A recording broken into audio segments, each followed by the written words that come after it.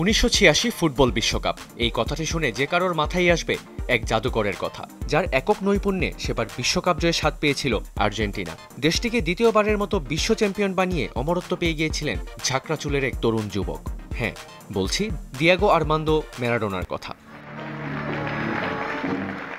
সেই আসরেই বিশ্বকাপের পাশাপাশি ম্যারাডোনা জিতেছিলেন সেরা খেলোয়াড়ের পুরস্কার গোল্ডেন বল, কিন্তু হঠাৎই উধাও হয়ে গিয়েছিল সেই পুরস্কার। দীর্ঘদিন ধরেই খোঁজ পাওয়া যাচ্ছিল না ৮৬ বিশ্বকাপে ম্যারাডোনার জেতা সেই গোল্ডেন বলের। শেষ পর্যন্ত খোঁজ না জেনেই না ফেরার দেশে পাড়ি জমান ফুটবল ইতিহাসের সর্বকালের অন্যতম সেরা এই ফুটবলার। তবে ম্যারাডোনার মৃত্যুর প্রায় ৩.৫ বছর পর হদিস পাওয়া গেছে সেই গোল্ডেন বলের। হঠাৎ করেই উদয় হয়েছে সেই স্বর্ণগোলকের।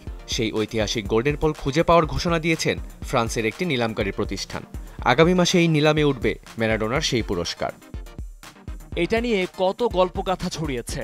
সোনার লোভে মাফিয়ারা এটিকে গলিয়ে ফেলেছে, এমন কত কি।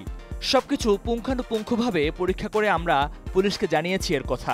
গোল্ডেন বলটা ১ বছর ধরেই আছে আমাদের কাছে।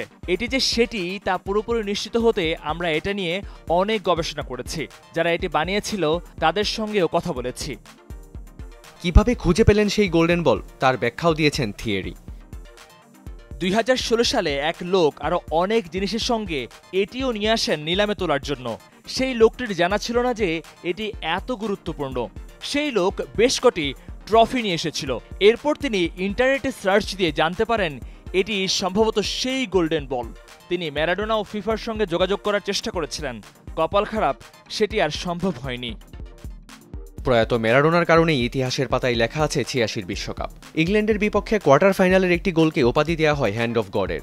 একই ম্যাচে ইংল্যান্ডের একাধিক ফুটবলারকে কাটিয়ে মাঝমাঠ থেকে যে গোলটি করেছিলেন সেটিকে গোল অব দ্য সেঞ্চুরি নামেও আখ্যা দেওয়া হয়েছিল। সেই বল ও জার্সি নিলামে বিক্রি হয়েছিল কোটি টাকায়। তাই তো ম্যারাডোনার গোল্ডেন বলটিও আকাশ ছোঁয়া দামে বিক্রি হবে বলেও আশা করছেন আগুতের প্রতিনিধি। মেহেদী রিয়ান, যমুনা স্পোর্টস।